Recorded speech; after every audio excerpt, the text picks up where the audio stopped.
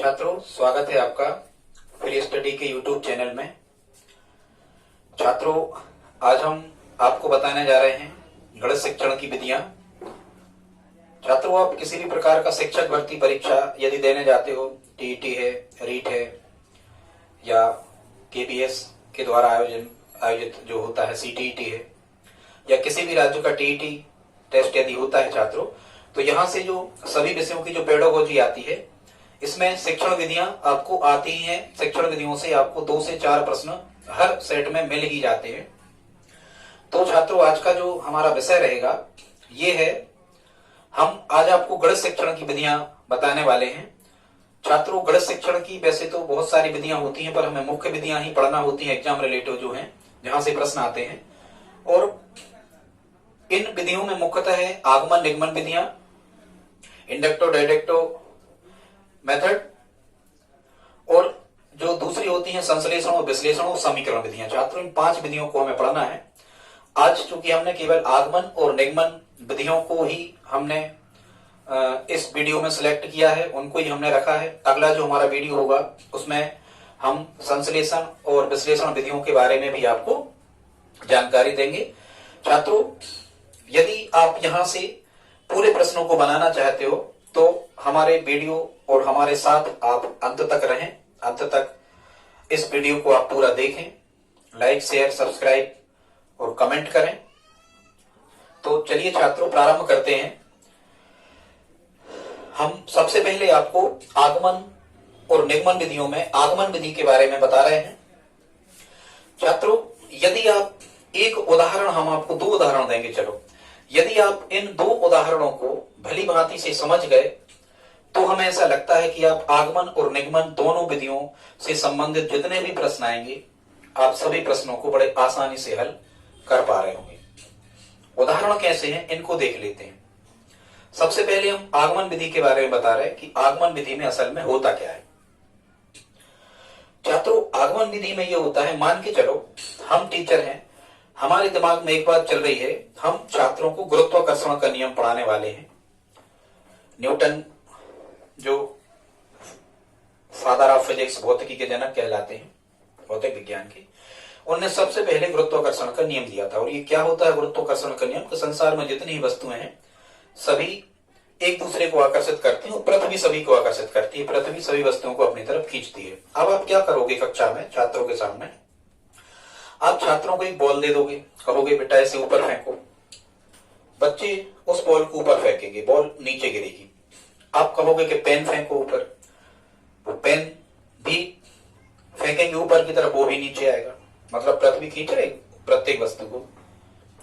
फिर आप अन्य वस्तु को दे दोगे, ऐसे ऊपर की ओर फेंको या छोड़ दो ऐसे पकड़ के, तो वो भी नीचे गिरेगी। या आप कहोगे आप खुद ऊपर की ओर कूदो, तो वो भी नीचे गिरेंगे। या बहुत सारे जो टैलेंट बच्चे उसमें बैठे होंगे वो कहेंगे सर किसी भी चीज को हम ऊपर फेंक रहे हैं, वो नीचे ही क्यों गिर रही है? या वो कहेंगे वो नीचे ही गिरती है। तो यहां से हमें ये समझ जाना है कि ये हमने उदाहरण दिए हैं। और उदाहरण छात्रों कैसे दिए जाते हैं? एक से उदाहरण दिए जाते हैं। उदाहरणों में समानता होना चाहिए आगमन विधि में, क्योंकि हम जिस कॉन्सेप्ट को बच्चों को सिखाने वाले हैं उसी कॉन्सेप्ट से रिलेटिव हमें कुछ एग्जाम्पल या उदाहरण उनके सामने रखने होते हैं। ठीक है, विधि पूरी नहीं हुई और समझो। अब क्या होगा, छात्र कहेंगे कि सर किसी भी चीज को ऊपर फेंको, वो नीचे ही गिर रही है। तब आपका दायित्व या शिक्षक का दायित्व क्या होगा?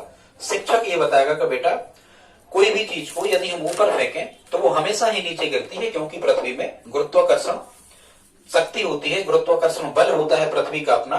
इसलिए वो प्रत्येक वस्तु को, और ये आकर्षण प्रवृत्ति का ही होता है गुरुत्वाकर्षण बल। हालांकि प्रकृति में सबसे क्षीण दुर्बल बल है, ये कमजोर बल है। बड़े पिंडों में इसका आभास होता है, छोटे जिनके भार कम होते हैं उसमें इसका आभास भी नहीं होता। तो अब आप बच्चों को वहां से उदाहरण अपने एक से दिए, अब आप बच्चों को नियम वहां से बता रहे होंगे कि छात्रों ये एक नियम है, गुरुत्वाकर्षण का नियम कहते हैं कि प्रत्येक वस्तु को पृथ्वी अपनी तरफ आकर्षित करती है। अब कहीं फेंक दो, वो पृथ्वी पर नीचे गिर जाएगी। तो बच्चे यहां से उदाहरणों के द्वारा और कहां बढ़ गए? आप नियम की ओर बढ़ गए, सरल चीजों से आप कठिन की ओर बढ़ गए। ऐसी बहुत सारी बातें भी हम आपको बताएंगे। मूर्त से अमूर्त की ओर चले गए आप, बहुत सारी बातें हम बताएंगे। मूर्त से अमूर्त क्या कहलाता? एक एग्जाम्पल और देखो। आपने कहा छात्रों से, आपने कोई भी त्रिभुज बना दिया। पहले तो ये समझ लो, हम जानते हैं त्रिभुज के तीनों कोणों का योग 180 अंश होता है, तो तीनों अंतः कोण होते हैं उनका योग 180 अंश होता है। हालांकि त्रिभुज के बहिष कोणों का योग 360 होता है। किसी भी आकृति के बहिष कोणों का योग तो 360 ही होता है, बाह्य कोणों का। खैर, अब त्रिभुज के तीनों कोणों का योग 180 अंश होता है। आपने क्या किया कि एक समकोण त्रिभुज बना दिया, फिर कहा कि इसके आपने पहले कोणों को नापना आप सिखा चुके। अब चांदा से बच्चों ने कोण को नापा, आपने समबाहु त्रिभुज बना दिया। बच्चों ने नापा कि सर तीनों कोणों को के मान इतने इतने आ रहा है। अब आप कहोगे उनको जोड़ो, तो वो जोड़ेंगे तो कहेंगे सर 180 आ रहा है। आप कहेंगे ठीक है। अभी आपने दूसरा त्रिभुज बनाया था, मानी जब न्यून कोण त्रिभुज बनाया था, अब आपने समकोण बना दिया, उसकी नपवाओ निकाल के अलग रहा, फिर जुड़वाओ 180 आ रहा, बच्चे कहेंगे। फिर जुड़वाओ, समबाहु त्रिभुज दे दो, विषमबाहु दे दो, समद्विबाहु, सभी 6 प्रकार के त्रिभुज दे दो। सभी का जब जोड़ बच्चे निकालेंगे तीनों अंतः कोणों का योग, तो कहेंगे 180 अंश आ रहा। तो बच्चे खुद निष्कर्ष पर पहुंचेंगे या आप उनकी हेल्प कर रहे होंगे। शिक्षक का स्थान नगण्य ही होता है, इसमें ज्यादा शिक्षक का स्थान नहीं होता, बच्चे ही सक्रिय रहते हैं। अभी हम सब बातें आपको बता रहे हैं। यदि आप इन एग्जाम बल को सीख पा रहे होंगे तो छात्रों यहां से आपको कोई चीज कठिन नहीं लगेगी, और हमारा विश्वास है आप आगमन निगमन विधियों में से हर एक प्रश्न को हल कर पा रहे होंगे।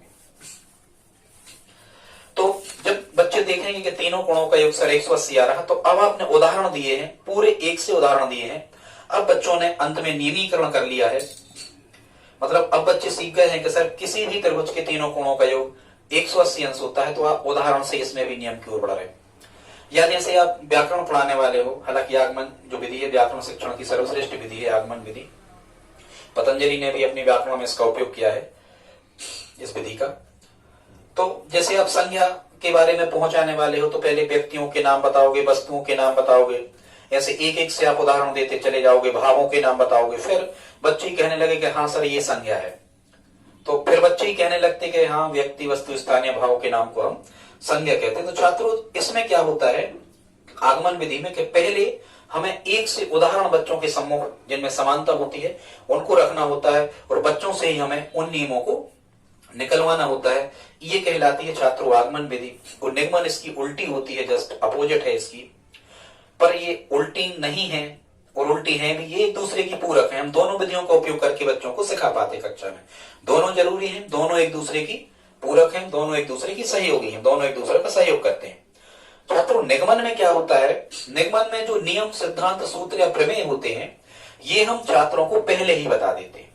किसी भी चीज को हम पढ़ाने वाले हैं, जैसे हम खासकर गणित में पढ़ाने वाले हैं, लाभ हानि पढ़ाने वाले हैं, तो लाभ हानि संबंधित सूत्र या CISI कंपाउंड इंटरेस्ट और ये साधारण या सिंपल इंटरेस्ट पढ़ाने वाले, तो इनके सूत्र पहले बता देते हैं। या हम मेंसुरेशन क्षेत्रमिति में गोला घनघना बेलन शंकु छिन्नक पिरामिड प्रिज्म, ये सब चीजें यदि हमें पढ़ाना तो हम इनके आयतन या सूत्र या वक्र ये पहले बता देते हैं। मतलब नियम सिद्धांत और सूत्र जो भी है वो पहले हम बता दें और उदाहरण हम बाद में हल करवाएं, तो ये निगमन होता है। इतना इसका अपोजिट है। मतलब जिस विधि में उदाहरण पहले दिए जाएं और सूत्र या सिद्धांत नियम बाद में बताया जाए छात्रों वो आगमन, और जिसमें सिद्धांत नियम सूत्र प्रमेय पहले ही बता दिए जाएं फिर उदाहरण उनके हल किए जाएं या दिए जाएं छात्रों को निगमन। बस इतना सा अंतर होता है। यदि आप इतना समझ पा रहे होंगे तो बोर्ड पे जो कुछ भी लिखा है ये सब मतलब फायदेमंद नहीं है। यहां से आप हर प्रश्न हल कर सकते। देखते हैं सबसे पहले आगमन विधि। छात्रों आगमन विधि को इंग्लिश में इंडक्टिव मेथड कहते हैं। यहां लिखा हमने इंडक्टिव मेथड, मतलब आगमन विधि होता है। आगमन विधि के हालांकि जो जनक है या जो फाउंडर है वो अरस्तु आगमन विधि के जनक कहे जाते हैं। हालांकि आगमन विधि को आगे ले जाने का जो श्रेय रहा है वो इनके ही चेला पेस्टोलॉजी और फ्रांसिस बेकन का नाम आता है। पेस्टोलॉजी और फ्रांसिस बेकन का नाम आता है। ठीक है, कैसे याद रख सकते हो भाई, आपके यहाँ किसी मेहमान का आगमन होने वाला है, तो अब उनका अस्तु होने वाला मतलब आगमन होने वाला, तो आप पेस्ट वगैरह लाओगे। ठीक है, कुछ इत्र की सीसी वगैरह लाओगे, फ्रांसिस सीसी वगैरह लाओगे। ठीक है, आप लौट के घर आओगे तो बेकन, बैक माने लौटना, ऐसे कुछ आप याद कर सकते हो कि आगमन विधि के जनक तो अरस्तु हैं, लेकिन पेस्टोलॉजी फ्रांसिस बेकन ने आगमन विधि को आगे बढ़ाने का काम किया। अब छात्रों हम एक इतनी बेहतरीन चीज बता रहे हैं आपको, यहां से कभी आगमन निगमन विधि से संबंधित जो ये आप लोग भूल जाते हो कि सरल से कठिन की ओर के, कठिन से सरल की ओर के, मूर्त से अमूर्त की ओर के, अमूर्त से, या मनोवैज्ञानिकता जो शिक्षण सूत्र होते हैं हर्बर्ट स्पेंसर के, इनमें आप भूलते हो इन विधियों में। हमारी ट्रिक से गारंटी है छात्रों, आप कभी नहीं भूल सकते, आपको पूरे जीवन भर याद रहेगा यदि आप एक बार इस ट्रिक को अच्छे से समझ लेते हैं तो। कभी गलत नहीं होगा आगमन निगमन से प्रश्न। देखना, आप देखो, हम बता रहे हैं। हमने एक ट्रिक यहां पर लिख रखी है। दो सहेलियां हैं, एक का नाम है कामनी और एक का नाम है विज्ञा। दो सहेलियां हैं, एक का नाम है कामनी और एक का नाम है विज्ञा। थोड़ी सी स्टोरी है। अब कामनी ने किसी स्कूल में एडमिशन ले लिया है तो विज्ञा भी उसी स्कूल में जाना चाहती है, तो ऐसी हमने एक ट्रिक यहां पर लिख रखी है। अब देखो वो ट्रिक क्या है। हमने ट्रिक लिखी है, कामनी स्वयं कारण है विज्ञा के उसी स्कूल आने का। कैसी ट्रिक है छात्रों? स्कूल के बाजू में हमें स्थूल लिख देना है। ट्रिक कैसी है छात्रों? कामनी स्वयं कारण है विज्ञा के उसी स्थूल आने का। बस इतना याद रखना है। और फिर क्या याद रखना है हमें? फिर हमें याद रखना है कि हम की ओर का शब्द लगाते जाएंगे। सब में लिखेंगे की ओर, की ओर, की ओर। क्या लिखेंगे छात्रों? की ओर। ठीक। अब देखो यहां क्या लिखा है? का। और अब का से कार्य भी बनता है और का से कारण भी बनता है, तो देखो इसलिए हमने का के बाद में कारण यहां लिखा है, कामनी कारण। इसका मतलब छात्रों क्या होगा कि ये जो विधि है ये कार्य से कारण की ओर बढ़ती है। इस का कुछ पढ़ना आप कार्य, और कारण यहां लिखा है, की ओर हम कह ही रहे, कार्य से कारण की ओर बढ़ती है विधि। मतलब छात्रों को पहले कक्षा में, यदि आप इस विधि से पढ़ा रहे हो आगमन विधि से, तो छात्रों को कक्षा में पहले कार्य दिया जाता है, आप उन्हीं से कार्य करवाओगे। बच्चे ही सक्रिय रहते हैं, शिक्षक निष्क्रिय रहता है आगमन विधि में, याद रखना। तो कार्य से कारण की ओर। कारण क्या था कि वो नियम निकलवाना चाह रहा था छात्रों से शिक्षक, गुरुत्वाकर्षण के या त्रिभुज के तीनों कोणों का योग या संज्ञा का, समझ रहे जो हमने एग्जाम्पल दिए पहले, ये तो कार्य से कारण की ओर बढ़ती है। फिर यहां लिखा है छात्रों मां। इस मां के फिर भी दो अर्थ हैं। मां से एक बनेगा मूर्त से अमूर्त की ओर। मूर्त से मां की ओर के ना आपको, तो मूर्त से अमूर्त की ओर। मूर्त मतलब ये होता है छात्रों कि जो चीजें आपके पास हैं, उपलब्ध हैं, जो दिख रही हैं, जिनको आप स्पर्श कर पा रहे हो, छू पा रहे हो, पकड़ पा रहे हो, वो छात्रों मूर्त कहलाती हैं। और अमूर्त मतलब जो हम मन में ही गणनाएं कर लेते हैं, मन में ही चीजों को सोच लेते हैं, जिनको हम छू नहीं सकते, देख नहीं सकते, स्पर्श नहीं कर सकते, स्वर्ग नरक आत्मा परमात्मा, ये चीजें अमूर्त कहलाती हैं। या हम कहें 2 और 4 जोड़ो तो 6 होंगे, तो ये मन में ही जोड़ लिए तो अमूर्त, बाकी 2 और 4 हमें देख तो नहीं रहे, इस टाइप से। तो इसमें हम क्या चलते हैं? मूर्त से अमूर्त की ओर चलते हैं। मतलब जो संसाधन हमारे पास होते हैं उन्हीं संसाधनों से हम अमूर्त चीजों के बारे में भी सत्यता को स्थापित कर लेते हैं। फिर इसी मां से बनता है छात्रों, इसी मां से बनता है मनोवैज्ञानिक विधि है। या तो इस मां से कहना मनोवैज्ञानिक विधि, या यहां आप कहना मनोवैज्ञानिकता से तार्किक क्रम की ओर। मनोवैज्ञानिकता क्या कहलाती है छात्रों? मनोविज्ञान का पढ़ना क्यों जरूरी होता है? एजुकेशन साइकोलॉजी क्यों जरूरी है? शिक्षा मनोविज्ञान। मनोवैज्ञानिकता का मतलब होता है कि छात्र की जो मनोविज्ञान, टीचर का मनोविज्ञान, छात्र तो उसका ज्ञाता होता नहीं है, शिक्षक को मनोविज्ञान का ज्ञाता होना चाहिए। कैसे? शिक्षक को छात्र की रुचियों, संवेगों, उसके हाव भाव, उसका स्तर, उसकी अभिक्षमता, अभियोग्यताओं, बहुत सारी चीजें मनोविज्ञान में आती, उनका जानने वाला होना चाहिए शिक्षक। ये कहलाता है मनोविज्ञान। ठीक है। तो इसमें मनोवैज्ञानिकता से तार्किक क्रम की ओर बढ़ते हैं। मतलब मनोविज्ञान मतलब बच्चों को सिखाने का सही क्रम क्या है, फिर तर्क वितर्क करना बच्चे सीखेंगे। तो इसमें मनोवैज्ञानिकता से तार्किकता की ओर बढ़ा जाता है। फिर छात्रों यहां लिखा है नी से आप समझना, यहां हमने लिख रखा है नी का मतलब हमने लिख रखा है, क्या लिख रखा? नी का मतलब है निम्न कक्षाओं में उपयोगी है, छोटी कक्षाओं में उपयोगी है, प्राथमिक कक्षाओं में उपयोगी है, ये बड़ी कक्षाओं में उपयोगी नहीं है। क्यों? क्योंकि यहाँ पाठ्यक्रम बहुत ज्यादा होता है, इसमें लगता है टाइम ज्यादा, वहां पाठ्यक्रम बहुत ज्यादा होता है बड़ी कक्षाओं में, तो आप इस विधि का उपयोग नहीं कर सकते। तो नी से क्या बनेगा छात्रों? आगमन विधि निम्न कक्षाओं में उपयोगी है। आगे देखते हैं, यहां फिर स्वयं शब्द लिखा है, स्वयं। तो स्वयं शब्द लिखा है छात्रों, यहां याद रखना है, इसमें शिक्षार्थी स्वयं सीखते हैं, मतलब बच्चे खुद सीखते हैं, शिक्षक तो निष्क्रिय है, पहले ही बता रहे। सक्रिय कौन है? बच्चे।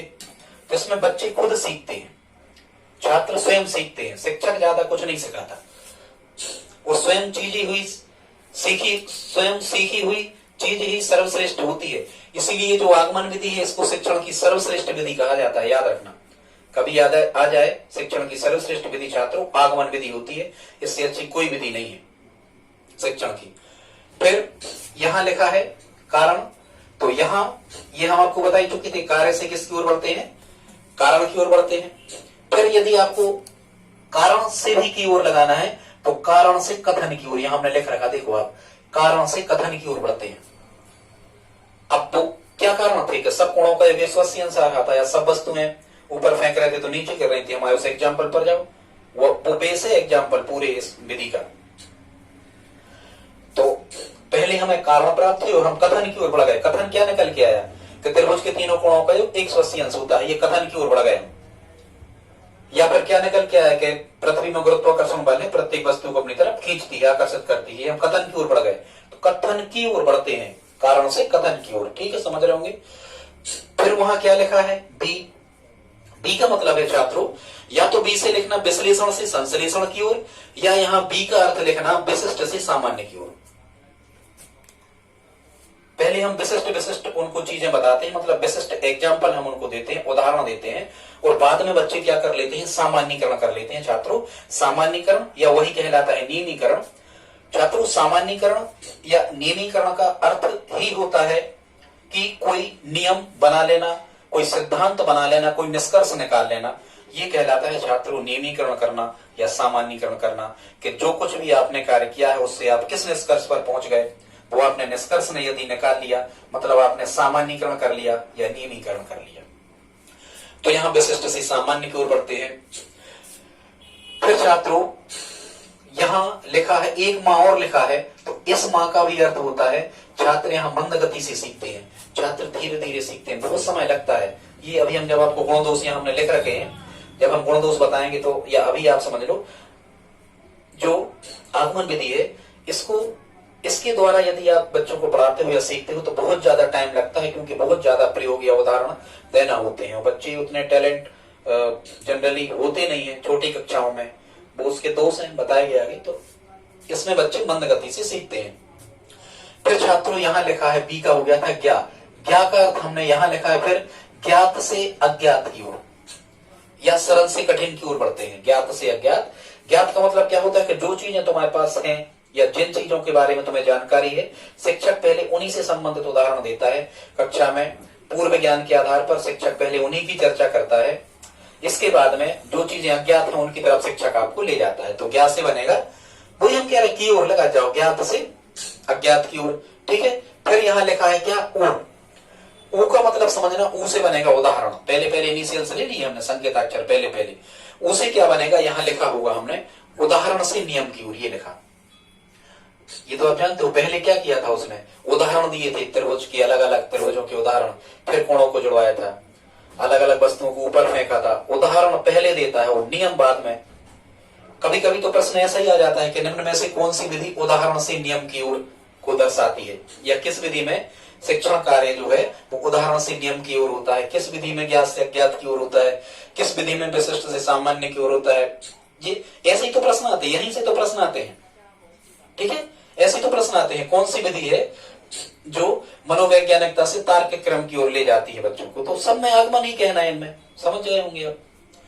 फिर यहां उदाहरण से नियम की ओर। फिर यहां लिखा है, यहां ऊ से एक चीज और हमने लिख दी है, ये शिक्षण की उत्तम या सर्वश्रेष्ठ विधि कही जाती है छात्र आगमन विधि। इससे अच्छी कोई विधि नहीं होती आगमन विधि से, ठीक है। इससे सीखा हुआ ज्ञान स्थायी होता है, बच्चे नई नई बातों को सीखते हैं और छात्रों को उत्साहवर्धन होता है, रुचि, आत्मविश्वास, बहुत सारी बातें वो गुण है, अभी हम बता रहे लिखे यहां। फिर यहां लिखा है स्कूल। छात्रों स्कूल को आपको लिखना है स्थूल, यहां लिखा होगा। तो स्थूल से सूक्ष्म की ओर। सूक्ष्म माने पहले बड़ी बड़ी चीजें बता देते हैं, जैसे पहले बड़ी बड़ी चीजें, जैसे मान के चलो वही उदाहरण में दे रहे हैं कि पहले उसने त्रिभुज के उदाहरण दिए, फिर फिर उन त्रिभुजों के कोणों के बारे में फिर छोटी छोटी चीजें बताएंगे। पहले बड़ा प्रारूप और फिर उसके छोटे छोटे प्रारूप बताना, छोटी से छोटी चीज भी बच्चों को बता देना। ये कहलाता है स्थूल से सूक्ष्म की ओर बढ़ते हैं। ठीक है छात्रों, और यहां लिखा है आन, आन शब्द लिखा है, तो आन से बनेगा आगमन, आन से बनेगा जी लिखा आ ना, आने से बनेगा आगमन का है ये सूत्र। ठीक है बच्चों, या इस आ से बनेगा अधिक समय लगता है, इसमें सीखने में अधिक समय लगता है। अब इतना यदि छात्रों आप सीख पा रहे होंगे तो पूरे प्रश्नों को आप आसानी से हल कर ले जाएंगे। अब हम देखते हैं, यहां से कभी कभी प्रश्न आते हैं कि निम्न में से कौन सा गुण आगमन विधि का है या निम्न में से कौन सा गुण आगमन विधि का नहीं है। तो देखो, गुण मतलब होता है छात्र उसकी अच्छाइयां, क्या उसके फायदे हैं वो गुण कहलाते हैं। दोष जो होते हैं वो बुराइयां कहलाती हैं, उसकी कमियां। तो इसके गुण क्या है? बच्चे स्वयं करके सीखने का मौका मिलता है बच्चों को, क्योंकि बच्चे ही ज्यादा समय सक्रिय रहते हैं। छात्र फैसला लेना स्वयं सीखते हैं, बच्चे खुद फैसला लेते हैं, आत्मविश्वास बढ़ता है, उनकी रुचि जिज्ञासा उनकी बढ़ती है। निर्णय कौशलों को बढ़ावा मिलता है, निर्णय लेने की क्षमता का विकास होता है आगमन विधि से बच्चों में। छात्र इसमें सक्रिय रहते हैं पूरे समय, क्योंकि शिक्षक निष्क्रिय रहता है, छात्र लगातार काम में लगे होते हैं, शिक्षक उनको काम में फंसा करके दूर हो जाता है, उनका निरीक्षण करता है। जिनमें सूत्र लगते हैं वो सभी प्रकरण, वो सभी कॉन्सेप्ट जिनमें सूत्र लगते हैं, गणित के अभी बताएंगे, वो सभी प्रकरण इसी से आप पढ़ा सकते हो। इसलिए इसको सूत्र निर्माण विधि भी कहा जाता है। छात्रों याद रखना, आगमन विधि सूत्र निर्माण करके देती है, ये सूत्र बना के देती है, खुद सूत्र का प्रूफ देती है कि ये कैसे बन गया। तो छात्रों याद रखना, आगमन विधि का दूसरा नाम है सूत्र निर्माण विधि। इसे सूत्र निर्माण विधि भी कहते हैं। लिखा होगा कहीं, नहीं लिखा तो बता दिया। ठीक है, इससे छात्रों को नई नई बातों का ज्ञान होता है। छात्रों में आलोचनात्मक मतलब कमियां निकालने की व निरीक्षण करने की पद्धति का विकास होता है। छात्र कमियां निकालना सीख जाते हैं, निरीक्षण करना सीख जाते हैं। इसमें छात्र स्वयं अनुसंधान करना सीख जाते हैं, क्योंकि छात्र खुद ही इसमें सक्रिय रहते हैं। छात्रों ये प्राथमिक कक्षाओं के शिक्षण की सर्वश्रेष्ठ विधि है, छोटी कक्षाओं की। क्योंकि ऐसे याद रखना, बच्चों का आगमन स्कूल में होता है, बच्चों का आगमन तो कब होता है? छोटी कक्षा से होता है। तो ऐसे याद रखोगे, छोटी कक्षाओं मतलब प्राथमिक कक्षाओं में सर्वश्रेष्ठ है। इससे प्राप्त ज्ञान स्थायी होता है, आगमन विधि से प्राप्त ज्ञान स्थायी होता है। क्यों होता है? क्योंकि बच्चे खुद सीखे हैं, उन्होंने खुद से नियम बनाए हैं, तब वो अपने आप में परिपक्व हो गए उस चीज में कि नहीं ऐसा होता ही है, तो स्थायी होता है, कभी नहीं भूलते। इससे छात्रों में खोजी प्रवृत्ति का विकास होता है, वो खुद अनुसंधान रिसर्च वो खुद कर पा रहे होते हैं, खोजी प्रवृत्ति का विकास होता है। इसे सूत्र रचना विधि भी कहते हैं, इसका दूसरा नाम है आगमन का, क्योंकि इससे सूत्रों की रचना हो जाती है, सूत्र बन जाते हैं। यह मनोवैज्ञानिक विधि है। छात्रों की रुचियों, इच्छाओं, उनके हाव भाव, उनकी भावनाओं, क्षमता, उनकी योग्यताओं का ध्यान में रख के बच्चों को पढ़ाया जाता है, तो ये मनोवैज्ञानिक विधि है। इससे छात्रों में आत्मनिर्भरता, आत्मविश्वास की भावना का विकास होता है। नवीन प्रश्न को हल करने की ये विधि है। नए प्रश्न यदि आपके पास में आते हैं तो आप इससे हल कर सकते हो, इसी विधि से, आगमन विधि से। ठीक है, इसी का दूसरा नाम है उदाहरण विधि। देखो, सूत्र निर्माण विधि, इसी को कहते हैं उदाहरण विधि, और इसी को कहते हैं थकान वाली विधि। ये निकनेम है छात्र, उपनाम इस विधि के, आप कहीं नोट कर लेना। क्या क्या है उपनाम इसके? थकान वाली विधि, उदाहरण विधि और सूत्र निर्माण विधि। ठीक है, फिर यहां लिखा है रेखागणित, आप इससे हल कर सकते हो। रेखागणित हल करने की, हालांकि रेखागणित हल करने की सर्वश्रेष्ठ विधि होती है ये आगमन विधि, याद रखना। इसके बाद में छात्रों आगमन विधि के कभी कभी चरण पूछे जाते हैं। तो आगमन विधि के 4 चरण होते हैं, और वो 4 चरण क्या क्या हैं इनको हमने ट्रिक से लिखा है। उनरी निप, यदि आप याद करते हो तो सबसे पहले क्या होता है, बच्चों के सामने उदाहरण द्वारा प्रस्तुतिकरण किया जाता है। 1 से उदाहरण दिए जाते हैं, समानता रखी जाती है उदाहरणों में। ऐसे 1 से 5, 6, 10, 12 उदाहरण, जितना टाइम है आपको उतने उदाहरण दिए जाते हैं। इसके बाद में निरीक्षण किया जाता है। छात्र मतलब शिक्षक निरीक्षण करता है कि छात्र कार्य में लगे हुए हैं या नहीं है, उदाहरण 1 से है क्या नहीं, ये बच्चों के स्तर के अनुकूल है कि नहीं, शिक्षक इसमें निरीक्षण करता है। फिर इसके बाद में क्या होता है कि नियमीकरण या सामान्यीकरण हो जाता है। ये नी से बनेगा नियमीकरण या सामान्यीकरण, मतलब उन समान उदाहरणों की सहायता से छात्र कोई नियम निकाल लेते हैं, कोई सिद्धांत, कोई सूत्र निकाल लेते हैं, उसकी रचना हो जाती है। या कोई एक नियम बना लेते हैं कि हाँ त्रिभुज के कैसे भी त्रिभुज के तीनों कोणों को जोड़ दो बनता है कोणों को योग 180 अंश होगा, ये कहलाता है नियमीकरण कर लेना। ठीक है, एक नियम बना लेना अपने आप से, नियमीकरण या सामान्यीकरण करना, और बाद में फिर अन्य उसी परिस्थितियों में उन्हीं प्रकार के प्रश्नों को कई प्रकार के त्रिभुजों के कोणों को निकाल करके वो जोड़ते हैं, तो वो देखते हैं कि 180 अंश आ रहा है, मतलब वो विधि सभी जगह एक से लागू हो रही है, वो सूत्र या जो फार्मूला बनाया है वो सभी जगह एक सा लागू हो रहा है, मतलब वो कहलाता है कि हमने उसका परीक्षण और सत्यापन कर लिया कि हाँ जो हमने सूत्र बनाया था ये सही है। ये 4 चरण होते हैं। इतना तो नहीं आता छात्रों, इतना भर याद रखना कि इसके चरण कितने हैं, तो 4 हैं। इसका पहला चरण क्या है, तो सबसे पहले उदाहरण द्वारा प्रस्तुतिकरण किया जाता है। फिर आगमन विधि का अंतिम चरण क्या है, तो अंतिम चरण है परीक्षण एवं सत्यापन। इतना जरूर आप तैयार कर लेना, प्रथम और अंतिम। ठीक है, जबकि निगमन में ऐसा नहीं होता, निगमन में बिल्कुल यहां से उल्टा होता है। निगमन में ऐसा करना आपके परीक्षण ये सूत्र पहले बता दिए जाएंगे और उदाहरण बाद में दिए जाएंगे, निगमन में ऐसा होता है। अब छात्रों इस विधि के हम दोषों को देख लेते हैं कि इसमें मुख्यतः कमियां क्या हैं। ठीक, तो निरीक्षण विधि में जो कमियां हैं उनको देख लो। सबसे पहले तो चूंकि परिणाम जो निकालते हैं वो छात्र निकालते हैं, तो ये परिणाम पूर्णतः सत्य हो यह आवश्यक नहीं होता। कभी कभी छात्र सभी उतना टैलेंट नहीं होते, कुछ कमजोर छात्र भी होते हैं, तो वो परिणाम सही भी नहीं निकाल सकते। सीखने की गति धीमी होती है, इसमें छात्र बहुत धीरे धीरे सीखते हैं। यदि आप उन्हीं से कुछ करवाओगे तो वो उतने सक्रिय नहीं होते, तो धीरे धीरे सीख पाएंगे। वो सभी स्तर के बालकों के लिए उपयुक्त नहीं है। छोटी कक्षाओं के बालकों को भले ये पढ़ाने के लिए बताई गई है, लेकिन ये छोटी कक्षाओं के बालकों को इससे नहीं पढ़ा सकते आप। सभी स्तर के बालकों को पढ़ाने के उपयुक्त नहीं है। इसमें समय अधिक लगता है, जब आप बहुत से उदाहरण देते हो, वो बच्चों से ज्यादा कार्य करवाते हो तो समय अधिक लगता है। इसमें पाठ्यक्रम पूरा नहीं हो सकता। बड़ी कक्षाओं में यदि पढ़ाने जा रहे हो उस विधि से, तो पाठ्यक्रम पूरा नहीं हो पाएगा क्योंकि समय ज्यादा लगेगा। ठीक है, इसमें अध्यापक निष्क्रिय रहता है, ये भी इसका दोष है, जबकि अध्यापक को कक्षा में सक्रिय होना चाहिए। सक्रिय दोनों को होना चाहिए, तभी अच्छी कक्षा कहलाती। तो इसमें अध्यापक निष्क्रिय है, केवल अध्यापक मार्गदर्शक होता है, इसमें छात्र सक्रिय रहते हैं, तो ये अच्छा नहीं है। सभी विषय इस विधि से नहीं पढ़ाए जा सकते, आगमन विधि से सभी विषय नहीं पढ़ाए जा सकते। इसे थकान वाली विधि कहते हैं, छात्र ऊब जाते हैं उदाहरण एक से करते करते। हालांकि यहाँ एक हमने निष्कर्ष लिखा है, अभी बताया था, दोनों विधियां एक दूसरे की पूरक हैं, दोनों की जरूरत पड़ती है हमें बच्चों को शिक्षित करने में। इनका कोई आपस में विरोध नहीं है। पूरक का मतलब ये इसकी हेल्प करती है और निगमन इसकी हेल्प करती है। बस 10 मिनट और खत्म, 10 मिनट का वीडियो और है। छात्रों हमारे साथ बने रहें, धन्यवाद।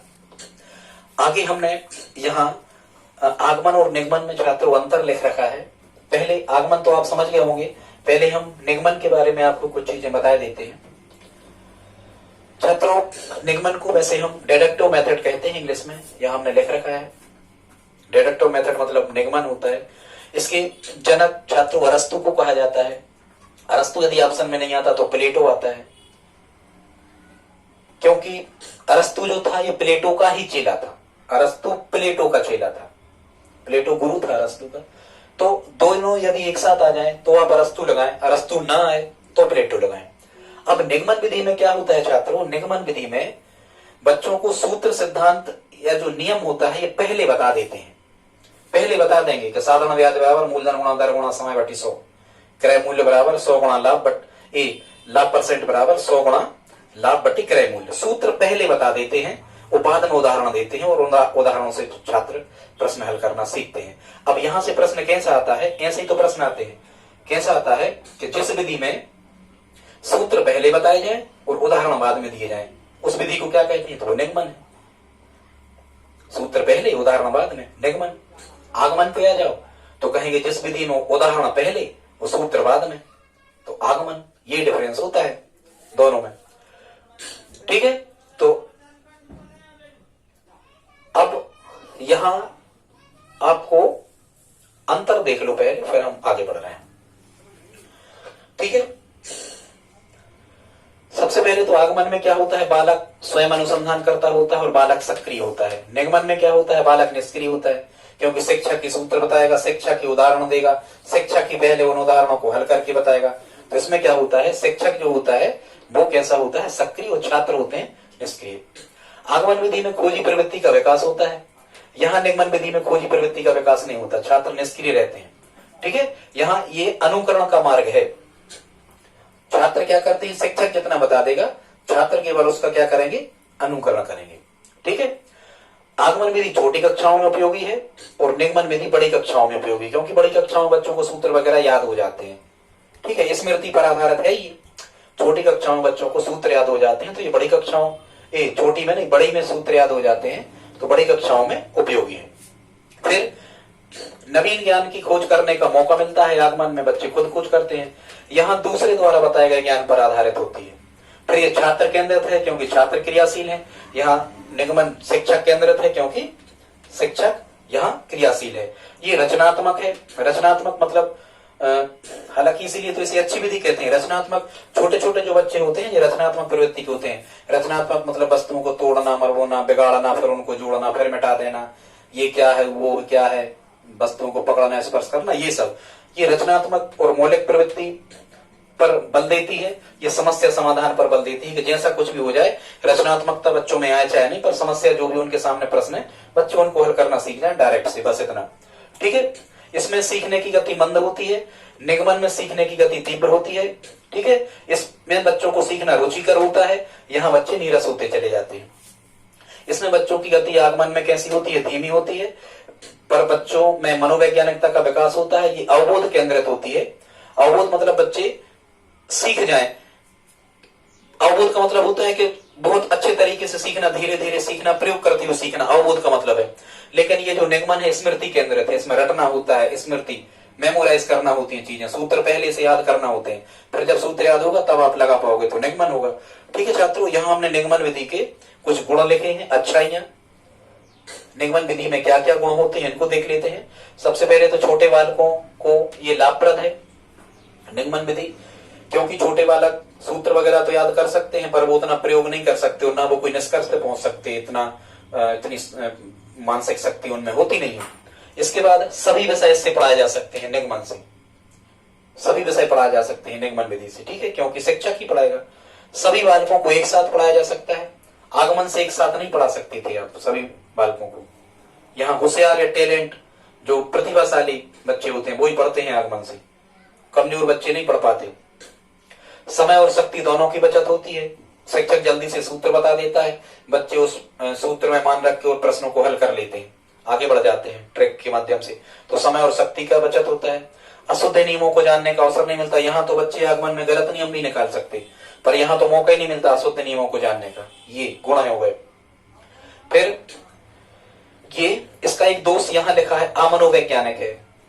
बच्चों को तो सूत्र रटाना है, जैसे भी बने बच्चों से कहा जाता है सूत्र याद कर लो, नियम याद कर लो, सिद्धांत याद कर लो, बाकी विस्तृत तो वो सूत्र कैसे निकला क्या ये नहीं समझाया जाता, तो ये अमनोवैज्ञानिक है। बच्चों की रुचियों, इच्छाओं, अभिक्षमताओं का ध्यान नहीं रखा जाता, डायरेक्ट टीचर सूत्र बता देता है, तो ये अमनोवैज्ञानिक है। अब कभी कभी प्रश्न आते हैं छात्रों कि निगमन विधि से कौन से प्रश्नों को आप जल्दी हल कर सकते हो, तो यदि कभी भी आपको गणित के प्रश्न आ जाए, कहें कि यदि एक आयत की लंबाई 10 सेंटीमीटर या चौड़ाई इतनी है तो क्षेत्रफल क्या होगा, तो आप सूत्र लगाओगे, आयत की लंबाई, आयत का क्षेत्रफल बराबर लंबाई गुणा चौड़ाई, तो आपने सूत्र लगाया, मतलब सूत्र यदि आपने लगाया है, उदाहरण आपको दिया है और यदि आपने सूत्र लगाया है तो मतलब ये निगमन से हल होगा। सीधी बात, सूत्र लगाया है मतलब निगमन का है। इसी प्रकार से एक और लिखा, यदि मूलधन है 1000 रुपया, दर है 10%, समय 2 वर्ष, तो साधारण ब्याज क्या होगा, तो इसको भी सूत्र से हल करोगे। और सूत्र का मान तुमने पहले सूत्र लिखा, मतलब ये निगमन हो गई, तो ये निगमन से हल होंगे। हालांकि जो निगमन विधि होती है, हालांकि रेखागणित कॉमन है, ये मुख्यतः बीजगणित, रेखागणित, क्षेत्रमिति और त्रिकोणमिति हल करने की सर्वश्रेष्ठ विधि है। क्योंकि यदि यहाँ केवल रेखागणित को छोड़ दिया जाए तो बीजगणित, क्षेत्रमिति और त्रिकोणमिति हर स्टेप में सूत्र लगता है, अधिकांश स्टेप में सूत्र लगता है, तो इसीलिए बीजगणित, क्षेत्रमिति और त्रिकोणमिति ये सबसे अच्छी किस विधि से पढ़ाई जा सकती है, निगमन विधि से। ये छात्रों यहाँ से प्रश्न आए हैं, वहीं से हमने इनको कलेक्शन किया है, अब अच्छे से तैयार कर लेना। इसके जो पद होते हैं निगमन विधि के छात्रों, यहाँ केवल हमें इतना याद रखना है, सत्यापन तो चाहे आगमन का हो तो लास्ट में सत्यापन होना है या परीक्षण होना है, ठीक है। बाकी केवल अंतर इतना है कि इसमें नियम पहले बताए जाते हैं, नियम या सूत्र पहले बताए जाते हैं और उदाहरण बाद में, जबकि आगमन में उदाहरण पहले, नियम और सूत्र बाद में, छात्र खुद ही निकालते हैं, ठीक है। यहाँ हमने लिख रखे हैं निगमन विधि के दोष, इसकी कमियां क्या क्या है।